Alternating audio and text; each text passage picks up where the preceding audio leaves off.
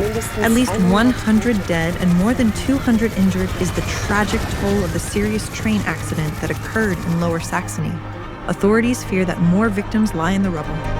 What started as a regular day for travelers on the Eschede train heading to Hamburg, Germany, became a deadly nightmare. The wreckage of this high-speed train is spread for yards around. 4 of the carriages lie mangled together.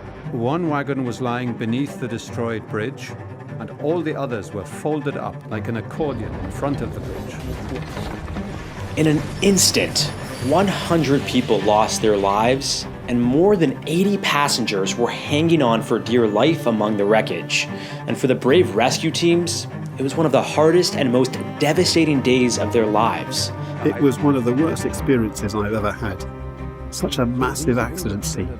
This was almost impossible for me. It took a long time for me to get my head around all that happened.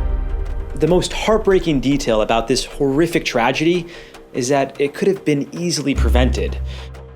Whether it was a simple act of negligence or a flawed design, we'll uncover what truly caused what is considered to be the world's worst high-speed train catastrophe of all time. Why did passengers suspect something was wrong with the train before the accident? Why was the train's employee policy to blame for so many deaths? And how did the disaster forever change train engineering standards? Before we uncover the truth, like and subscribe for more survival videos. High-speed trains first began operating in Japan in 1964. Known as the Shinkansen, or bullet train, this time-saving rail system has inspired countries around the world to create their own versions. In 1971, Germany took note and came up with the inner-city rail system, capable of carrying passengers up to 124 miles per hour, which connected towns and cities nationwide. 2 decades later, on May 29, 1991, the Intercity Express, also known as the ICE, was officially launched. It boasted 5 new trains that were fancier and faster, reaching up to 174 miles per hour. They featured more comfortable seating, state-of-the-art engineering, and gourmet dining. Now, that's what I call fast food. But not everything about these trains was up to standard.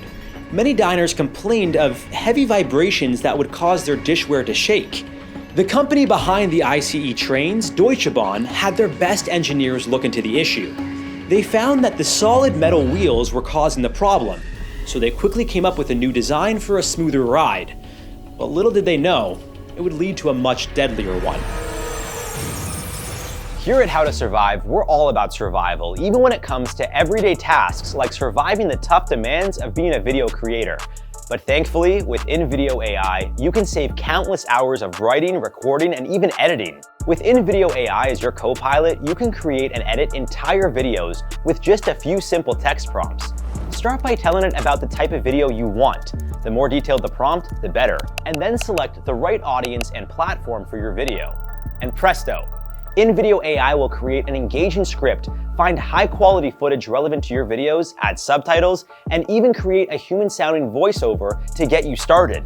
Thrashing around makes you look like a tasty fish snack, and trust me. Want to give it a try? You can get started for free and create up to 4 videos a week. But if you're looking to clone your voice and create high-quality videos without a watermark, then I highly recommend getting the paid plan like I have. Head over to the link in the description and use my code HowToSurvive50 to get twice the number of video generation credits in your first month. And now, back to the show. On June 3, 1998, an ICE-1 train set off from Munich to Hamburg. Cruising at 124 miles per hour, carrying 287 passengers and 6 crew members, it was only a minute behind its scheduled arrival. The train would eventually reach the station, just not in one piece. With only 40 minutes left to their destination, everything was business as usual that day. That was until a passenger was startled by a loud bang. A steel shaft shot through the armrest of Jörg Dittmann, a passenger in coach 1. Yikes! It's a good thing his hand wasn't on that armrest. Dittmann asked a nearby ticket collector for help. The train employee said it was company policy to investigate an accident first before stopping the train, something their manager was responsible for. Even when the train started to sway about, he didn't show any signs of willingness to pull the emergency brake. He just wanted to find out what was wrong. As they returned to coach 1, the unimaginable happened. The train started to sway from side to side, and an even louder crash was heard. Survivor Udo Bauch, one of the few passengers sitting in the back of the train in first class, initially thought they hit another train. All of a sudden, there was a blow, an impact like nothing I had ever heard. And from then on, it all went very fast. Then, within the coach, I was thrown about, over and under, and from left to right. All sorts of chairs and train parts were flying against me, and I knew something terrible had happened. Just moments later, Coach 3 disconnected from Coach 2, with its back wheels traveling on different tracks. Somehow, the track switch was set off. It hurtled horizontally toward an overpass bridge, along with the rest of the coaches that followed. In the blink of an eye, Coach 3 smashed into two of the bridge's support beams. Everyone in the first two coaches, including the captain, dodged death that day. They continued along the railway, eventually stopping just over a mile past Eshida Station. Passengers waiting for the train were perplexed to see the shortened train zoom by. Coach 4 was then forced off the tracks, sliding under the bridge before it collapsed. 3 railway workers who were doing track work along the line that day were killed instantly. The train car continued until it crashed into the tree line. But coaches 5 and 6 weren't so lucky. Several hundred tons of concrete from the bridge collapsed onto them, crushing the rear half of Coach 5 and all of Coach 6 like a soda can. What was once a luxury onboard restaurant full of people was smashed to 6 inches in height. Sadly, the majority of the bodies on those coaches were unidentifiable. All the coaches behind the collapsed bridge smashed into one another like an explosive accordion.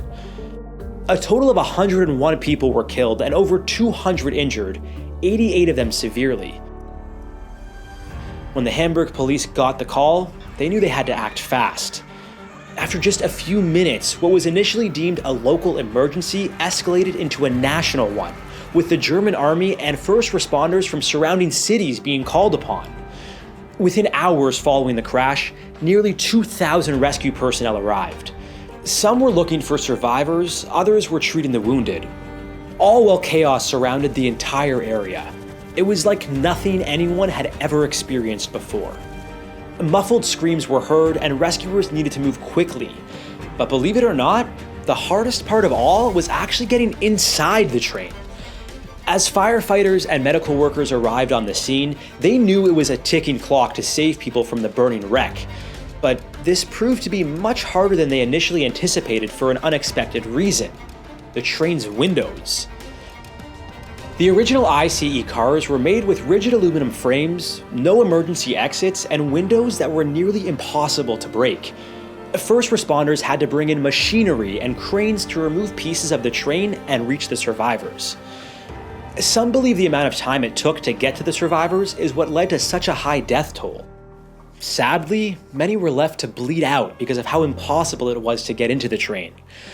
As bodies continued to get pulled from the wreckage, what was originally an area created for the survivors was quickly turned into a makeshift morgue. Within 12 hours of the crash, 78 bodies had been recovered. But not all of them were in one piece.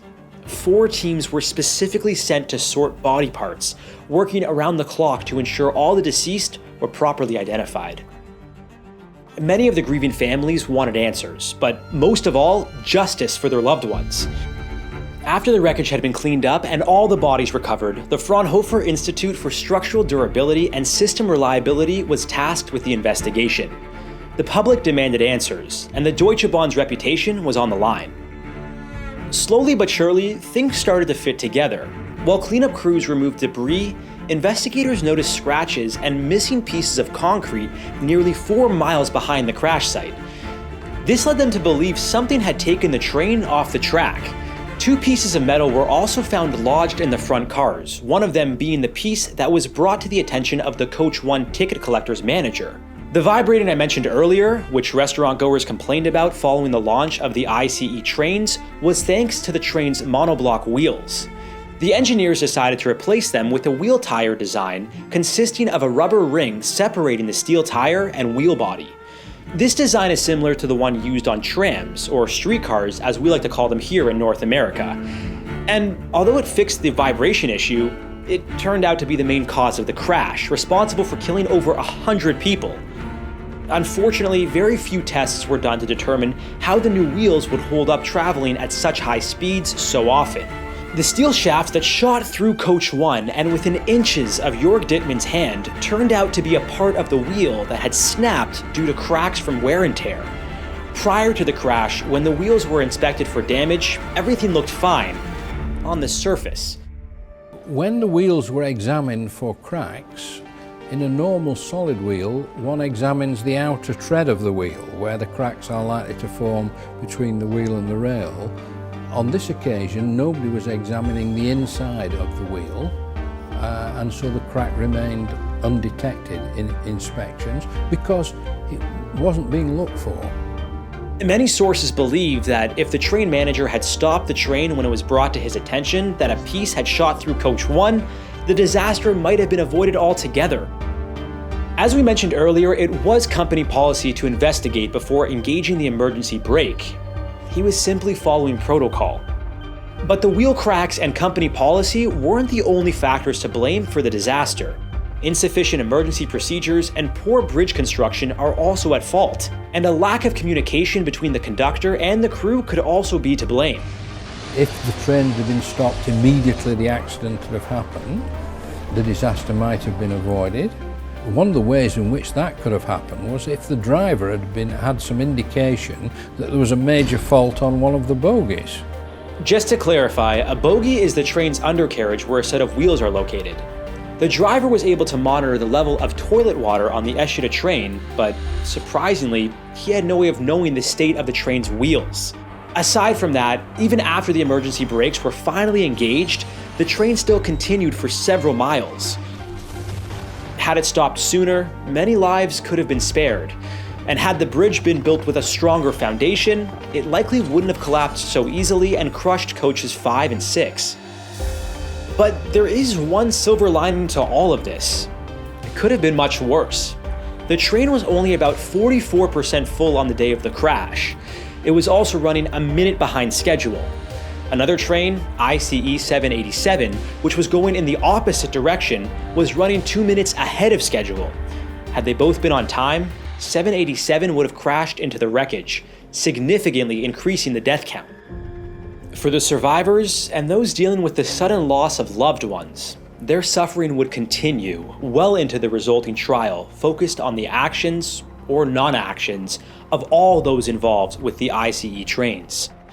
After an investigation was completed, charges of negligent manslaughter and negligent cause of bodily harm were brought up against those deemed responsible.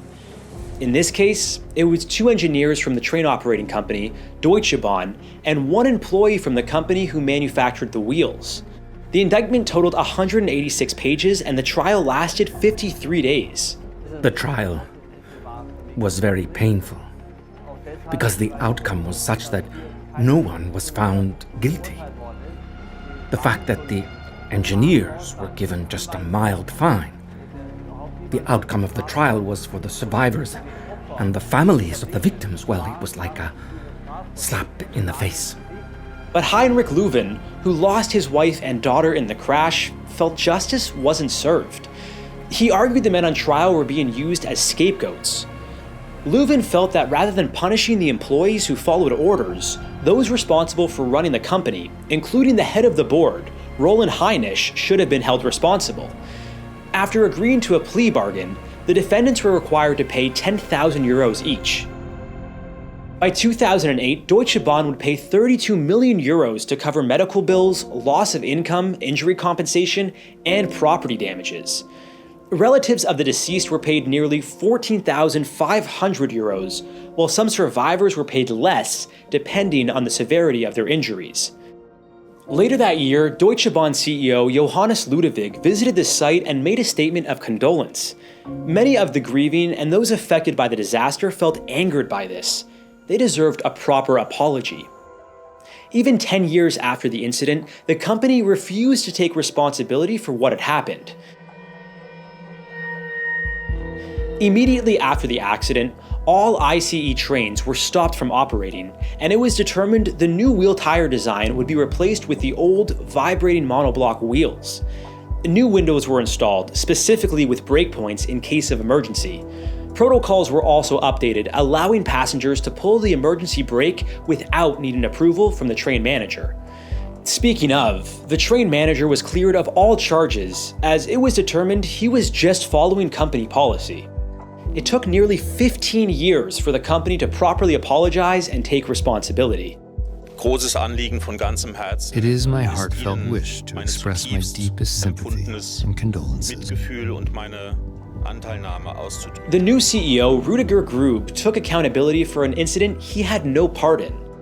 Years later, the railway was repaired, and 101 Japanese cherry trees were planted for each life lost in the tragedy. Every spring, they blossom in memory of the victims.